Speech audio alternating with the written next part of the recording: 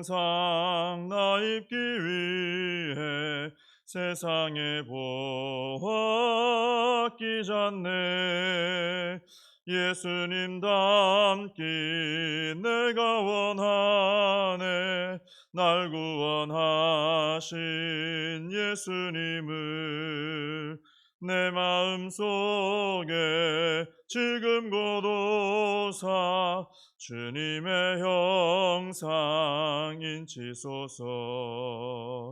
무한한 사랑 풍성한 긍휼 슬픈 자 위로하시는 주.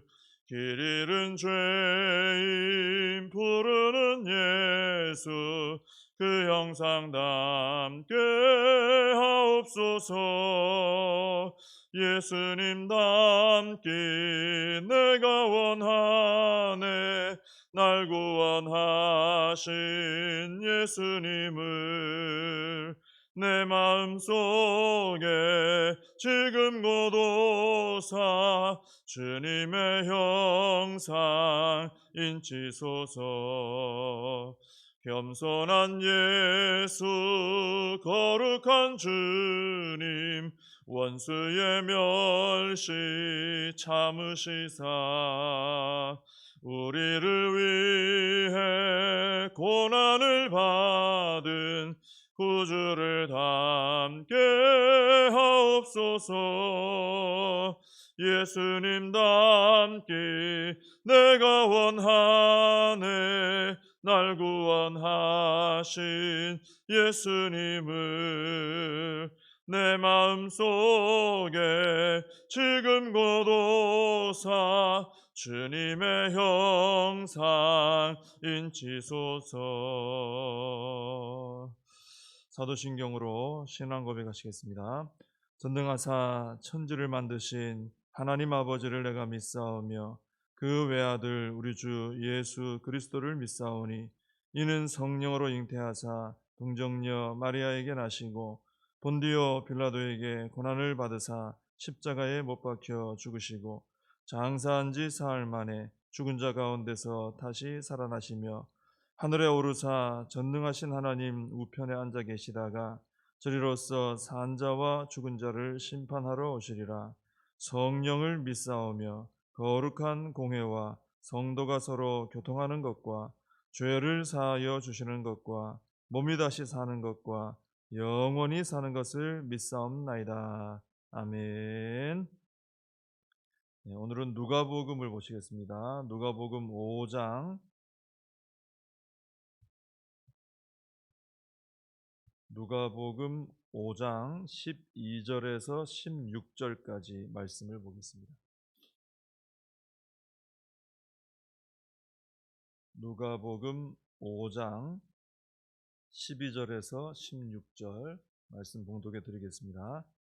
예수께서 한 동네에 계실 때에 온몸에 나병 들린 사람이 있어 예수를 보고 엎드려 구하여 이르되 주여 원하시면 나를 깨끗하게 하실 수 있나이다 하니 예수께서 손을 내밀어 그에게 대시며 이르시되 내가 원하노니 깨끗함을 받으라 하신대 나병이 곧 떠나니라.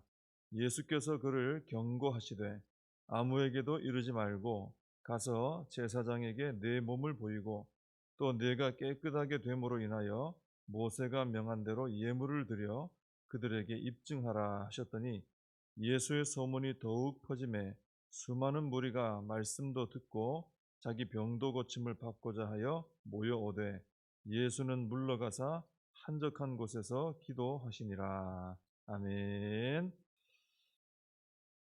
예수님께서 한 동네에 계실 때 온몸에 나병이 들린 사람이 있었습니다. 이 사람이 예수님을 보고 엎드려서 이렇게 간구를 했습니다. 주여 원하시면 나를 깨끗하게 하실 수 있나이다.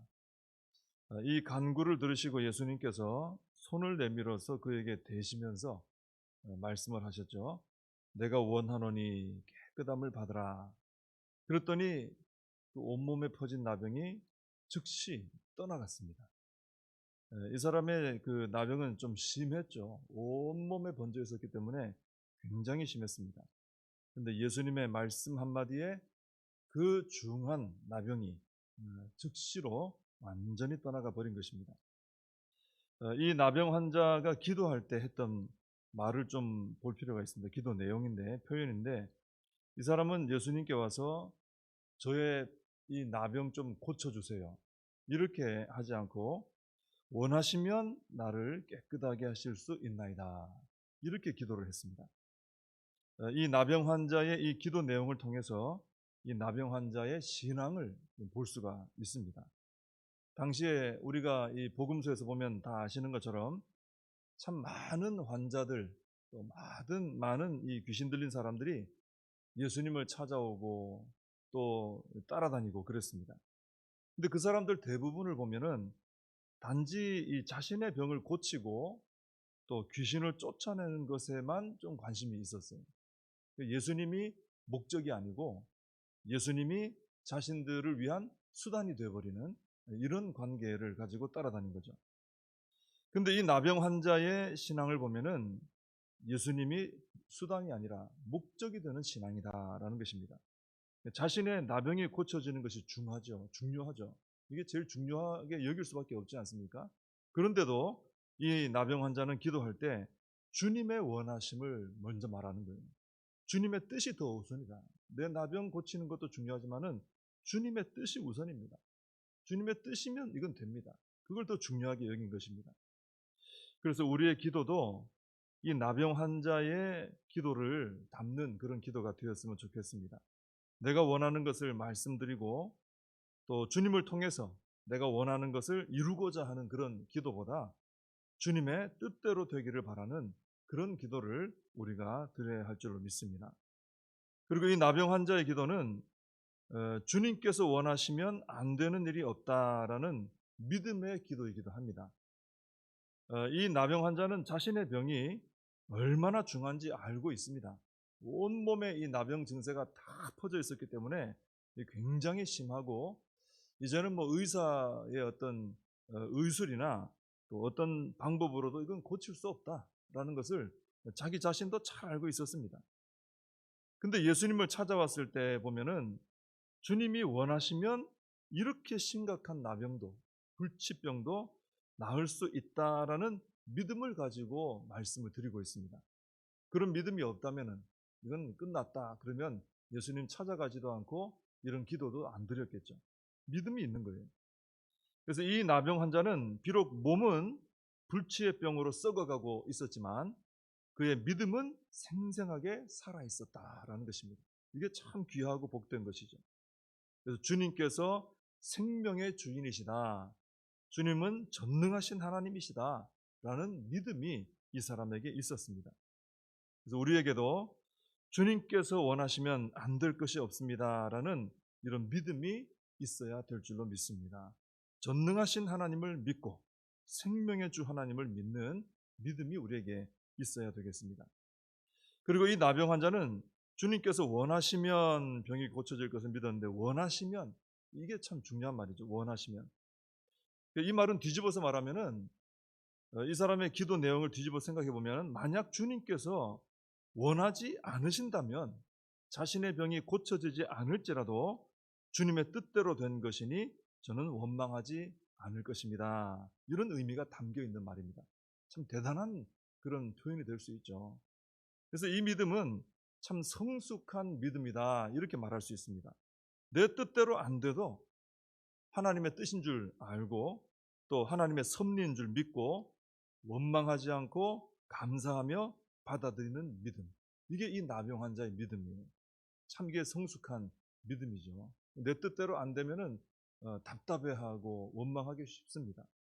근데 이 심지어 나병인데요, 죽을 병인데도 이 사람은 주님의 뜻이 아니면 이게 안 고쳐져도 저는 괜찮습니다라는 그런 믿음을 가지고 말씀을 드리고 있는 것입니다. 그래서 우리도 이 나병 환자처럼 이렇게 성숙한 믿음, 주님의 뜻이면 될 줄로 믿습니다. 또 이렇게 된 걸 보니 저하고는 뜻이 다르지만 주님의 뜻대로 된 줄 믿고 저 감사합니다, 이런 믿음이 우리에게도 있어야 될 줄로 믿습니다. 14절에서 예수님께서는 이 병 고침 받은 나병 환자에게 그런 지시를 하시죠. 아무에게도 이르지 말고 즉시 이제 제사장에게 가서 너 몸을 보여라. 또 너의 깨끗하게 됨으로 인하여 모세가 명한 대로 율법에 기록된 대로 그대로 예물을 준비해서 그들에게 드려서 그들에게 입증을 해라. 너 나은 거 입증해라. 이렇게 말씀하셨습니다. 자, 예수님 말씀하신 이 방법은 구약 율법에 다 나오는 것입니다. 구약의 율법에 보면은 나병이 걸렸을 때, 또 나을 때 어떻게 하는지 다 나와 있거든요. 그때 이제 율법 보면은 나병에 걸린 환자가 나았을 때는 이제 나병에 걸렸다는 것도 제사장이 판정하고요. 나았을 때도 제사장이 이제 판정하는데, 오늘 예수님 말씀하신 내용은 그 나았을 때 공식적으로 너 나았다라고 인정받는 절차예요. 예수님이 그대로 하라고 하신 겁니다. 왜 이게 중요하냐면은 그렇게 해야 이스라엘 공동체 속에서 사람들하고 같이 다시 섞여서 같이 생활을 할 수 있기 때문에 그렇습니다. 나병에 걸리면은 격리되잖아요. 그죠? 격리돼서 같이 못 살거든요. 사회 속에. 가족들하고도 떨어지고 모든 그 동네 사람들하고 떨어져야 됩니다. 근데 이게 나았다라는 게 입증이 되면 제사장이 나았다 판정해 주면은 이제 같이 살 수 있는 거예요. 그걸 예수님께서 지금 그 절차를 말씀하신 거죠. 그래서 예수님께서는 이 나병 환자의 병만 고쳐주신 게 아니라 그가 이스라엘 공동체 안에서 정상적으로 살아갈 수 있도록 세세하게 그런 것까지 안내를 해주신 것입니다.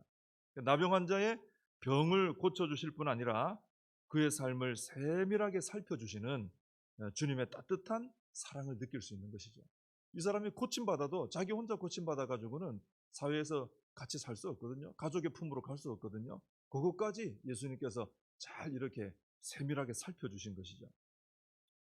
그래서 우리는 여기서 어떤 주님을 만나게 되느냐 하면은 우리 주님은 엄청나게 큰 은혜도 우리에게 부어주십니다. 뭐 구원을 받게 하신다거나 이런 것은 뭐 엄청나게 큰 은혜 아닙니까? 내 인생에 아주 이 놀라운 어떤 근본적 변화가 일어나는 거죠. 근데 동시에 우리의 아주 작은 필요까지도 세밀히 살펴서 채워주시는 주님이시다라는 거예요. 그래서 주님과 동행하면은 아주 큰 은혜에 감격할 때도 있고요. 그리고 동시에 아주 세밀한 보살핌에 감동을 받게 될 때도 있다라는 거예요. 때로는 아주 작은 부분에서 채워주실 때 그게 엄청 감동이 될 때 있어요. 그게 우리가 회복되는 그 계기가 될 때가 있습니다.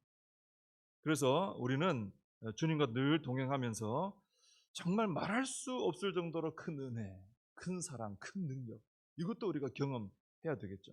동시에 주님의 이런 세밀한 보살핌, 주님 이것까지 살펴주십니까? 이 작은 거 하나도 돌아보십니까? 하는 그 은혜도 우리가 체험하면서 신앙생활을 해야 될 줄로 믿습니다. 이 온몸에 나병 걸린 사람이 고쳐진 일로 인해서 이런 일은 뭐 소문이 나게 돼 있죠. 그래서 예수님의 소문이 더 퍼졌어요. 그래서 더 많은 사람들이 몰려왔습니다. 말씀도 들으러 오고 병도 고침받으려고 예수님 찾아왔어요. 그러면 뭐 대부분은 얼마나 대환영입니까? 사람들이 많이 온다는데 누가 싫어해요? 그런데 16절에 보면 예수님께서는 물러가셔서 한적한 곳에서 기도를 하셨다 합니다. 자, 그러니까 왜 이렇게 하셨냐면은 예수님께는 이 많은 사람들이 모여들고 또 많은 사역을 감당하시고 하는 것보다 하나님 아버지와의 대화가 더 우선이고 더 중요했기 때문에 이렇게 하신 거예요. 우리도 다 내가 더 중요하게 여기는 일을 우선적으로 하고 살아가지 않습니까? 예수님께는 하나님 아버지와의 이 대화하는 이 시간, 하나님의 뜻을 분별하는 이 시간이 무엇보다 중요한 거예요. 사람들 많이 온다고 맞이하다가 그 사역하다가 하나님과의 그 대화 시간 끊어지는 것을 원하지 않으셨다는 거죠. 이게 우리에게 굉장히 중요한 교훈을 주시는 것입니다. 그래서 우리도 항상 이 주님이 가지셨던 이 중심 원칙을 잃어버리면 안 됩니다. 주님은 밤새 사역하시고 병 고치고 귀신 쫓아내고 피곤한데도 한적한 곳에 새벽 미명에 가셔서 하나님과 대화하시죠. 항상 이게 원칙이에요. 주님은 대원칙입니다. 이건 절대 안 놓으시는 거죠.